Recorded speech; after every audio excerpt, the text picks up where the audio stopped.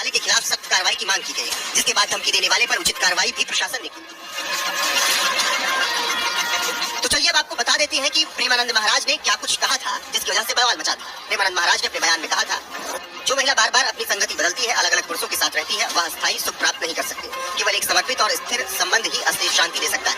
आजकल के पुरुषों का भी यही हाल है। लिव इन रिलेशनशिप जैसे रिश्तों में पड़कर रिश्तों की अहमियत को समझते नहीं। जो लड़की पहले ही 4 लड़कों से जुड़ चुकी है, जो लड़का पहले ही 4 लड़कियों से जुड़ चुका है, क्या वो सच में एक पति या पत्नी का सुख दे पाएगी? और जिस लड़के की जिंदगी में कई गर्लफ्रेंड्स रही हो, क्या वो एक पत्नी के साथ जीवन निभा पाएगा?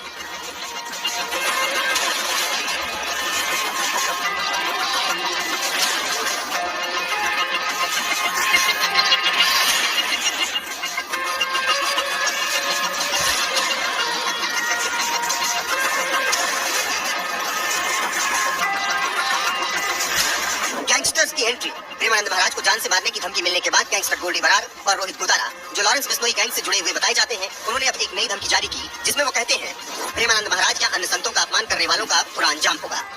बता दें कि गोल्डी बरार वही गैंगस्टर है जो पंजाबी सिंगर सिद्धू मूसेवाला की हत्या के मामले में वांछित है। वहीं रोहित गोदारा ने पहले भी कई हाई प्रोफाइल धमकियां इसी तरीके से दी हैं, लेकिन अब ये एक नया मामला संतों की सुरक्षा को लेकर बहस छेड़ रहा है। वहीं इसके अलावा जब प्रेमानंद महाराज के बयान को लेकर बवाल मचा था, तो उस वक्त तमाम लोगों ने उनका विरोध किया था। बॉलीवुड स्टार दिशा पाटनी की बहन खुशबू पाटनी ने भी इस मामले में टिप्पणी करते हुए प्रेमानंद महाराज का खूब विरोध किया था, जिसके बाद उनकी खूब आलोचना भी हुई थी। ऐसे में विवाद को बढ़ता देख खुशबू पाटनी ने कहा था कि उन्होंने प्रेमानंद महाराज के लिए कुछ भी बातें नहीं कही। फिलहाल सुनिए खुशबू पाटनी ने विरोध करते हुए प्रेमानंद महाराज या साधु संतों के बारे में क्या कुछ कहा था, और इस खबर पर आपकी राय क्या है, कमेंट करके हमें जरूर बताएं।